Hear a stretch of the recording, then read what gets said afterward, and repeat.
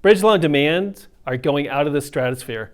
And why is that? That's what we're going to go over today. Not only why is that, but who is still lending, what are the current costs, and how do you find these lenders? Current market conditions are increasing the demand for bridge loans. And the reason is, as we all know, homes are staying on the market longer. A lot of the lenders who have loans on them want out. They don't want to keep the properties, so people are looking for bridge loans on those properties. It's also causing, since homes are sitting on the market, someone wants a new project, they're going to have to bridge that gap. There's also just where lenders are calling the loans. Banks aren't lending as much, funds aren't lending as much, they're pulling out. Properties that are sitting on the market, and then pretty soon, 6-7 months down the line, we're going to see this great market for investors. So we got to be ready. One of those things is not making your current lenders mad, so people are looking for bridge loans. They're looking for short-term temporary loans to maybe either take that flip, put it into a 1 to 3 year product so they could rent it, get some kind of money out of it, or just pay off a current lender, keep them happy, or since they're leaving, not getting into foreclosures, not getting into messing with your credit, because you need that in the near future. That's what we're seeing. We're seeing a lot of demand increase from different sources, and we're seeing lenders going to start pulling back, changing their terms. So what are the changes that have already occurred and what changes are going to come about? Things are getting tighter. The Fed keeps raising rates. They keep putting a squeeze on the rates, which is really affecting the real estate market also, especially these flips that people were expecting to get top dollar for. Bridge loans, what we're finding out is lenders, number one, are lowering their loan to cost, loan to ARV, so they're lending less on the properties. They're also cutting appraisals because they expect in some markets 5, 10, or 15% decrease. They're also shorting the terms from maybe a 3-year, 2-year down to a 1 or 2 year. Most people, lenders, have taken the terms that they would usually do in a bridge loan and cut that in half because there's so much uncertainty in the future. They want to make sure they're safe too. Credit scores. Credit scores have gone from typically 620, 640 up to 680. We can see those keep increasing too. And most important, pricing has gone up. 6-8 months ago, you could have got a bridge loan for in the 7s or 8s. Now most lenders are in the 10s, 11s. And what you could see, what you could expect are those to actually increase over time. We may even see the LTVs go down and prices go up. It's very important to change your mentality of bridge loans, funding, everything, because there's going to be less and less lenders in this market, in every market. You're going to have to be actively out there looking for, finding these lenders, or work with someone like us. That's what we do every day. We go out and look at hundreds of lenders and find out what capital funds are still lending. What are they lending on? Who has the best terms for good credit? Who has best terms for someone who doesn't have great credit or income? We'd also be glad to help you, but whatever you're doing, make sure you're looking around, being more proactive on the lending side. So who is lending in this market? Lenders like us, lenders who work with other capital funds, small banks, mid-sized banks are still lending. What they've done is they just tightened it up. They are going to require the better credit score. They're going to require less money in, or you have the property longer.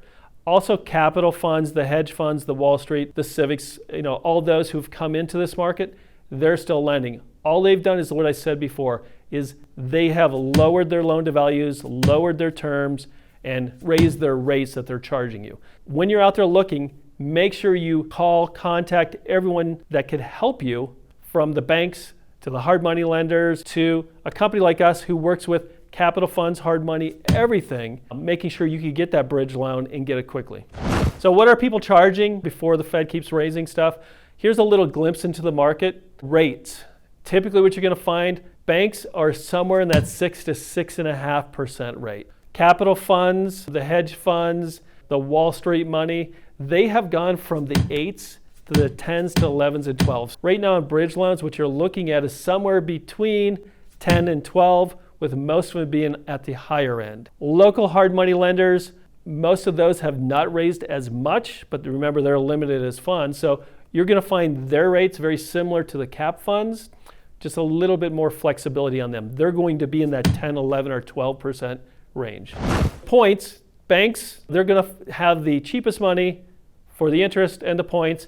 they're going to be somewhere between 1 and 1.5, depends on the size of the bank. Smaller banks seem to charge more in origination than maybe some of the mid-sized banks.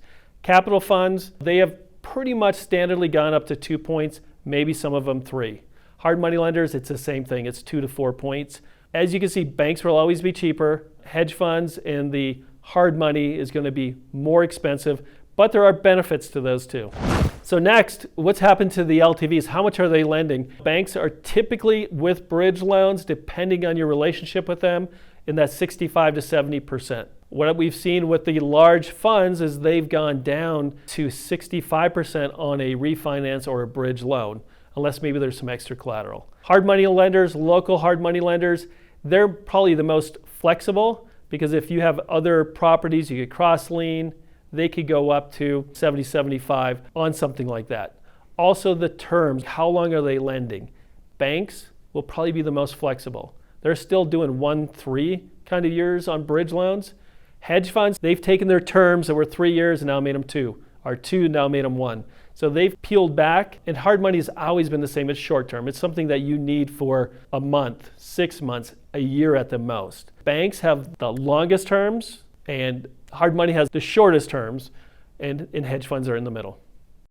Bridge loans, closing time is very important. This is where banks help run the cost and everything, but lead time, they could take 3, 4, 6 weeks. I mean, most banks are in that 3 to 4 week, but they're so inundated that we're seeing banks take up to a couple months on transactions.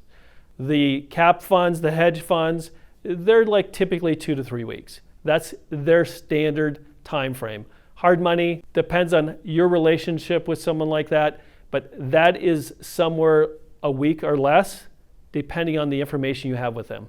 So where do they lend? So if you're looking for bridge loans on a property that's out of state, you probably don't go to your small bank or your mid-sized bank. They usually have a footprint. That is a restriction on banks and what they like to do, their charters, who runs it, where they want to lend to. So most of it is very local. The cap funds, hedge funds, they're nationwide. They'll lend in most states. Some of them have some restrictions on a couple states, but most of them will lend in any state out there. Local hard money is going to typically lend where they know. The benefit of local hard money is they could usually close quick, and they could be a little bit out of the box thinking. Other than that, they're probably last on the list when you're looking at something like bridge loans, gap funding, anything else like that. Part of this also is valuation. Banks are going to require an appraisal if the loan is over 250. They could get by without an appraisal if it's under 250. Some banks will honor that, some don't. The hedge funds, the cap funds, they're all going to require an appraisal, and that's where the local hard money guy typically will beat them out in timing. So if you have to close quick, that's what you look for, because most of them do not require an appraisal. If this helps you, please like us. The more people can actually understand this, see what's happening in the market, it helps them, it helps us, it helps everyone involved. But when it comes down to it, banks are going to be your cheapest, they're not going to be your fastest. And they're also going to require some kind of income and all that stuff. Where hard money on the other side is going to be your most flexible, probably cost you more money, but it's going to close quick. Depending on what you need for this situation is who you're going to check for bridge loans. Once again, right now you're probably going to have to call 5 or 10 different companies just to see who's lending, who has the money, and who could close it when you need to, so you can pay off that other lender. It's important. Times have changed. You have to be proactive. How do you find these lenders that are out there looking? Number one, work with someone like us. Well, that's all we do is we scour the markets, look into who's lending, who's actually producing and closing loans. Check with your local real estate communities, Bigger Pockets, the REIs. Be very, very proactive out there finding out who is lending at this time. You also can start calling around. That's sometimes the best thing, is call around. Find the banks who are actually lending. We've seen a lot of banks the last 2 to 3 months stop lending on investment real estate. But we've also found some credit unions that are even being more aggressive. HELOCs up to 70% on 3 properties. All it does is take a little bit of effort on your time to bring in the money you need to keep this real estate investing going forward. If you have questions, if you need to find a bridge loan quickly, reach out to us. We'd be glad to help. You can message us. We'll leave our email below. We're here to make sure you find the easiest, cheapest, fastest money you can to be successful. The real estate industry is changing. We've been through this 2 different times, the ups and downs. This is where money's important. Make sure you get your money right. and you'll get your real estate investing right.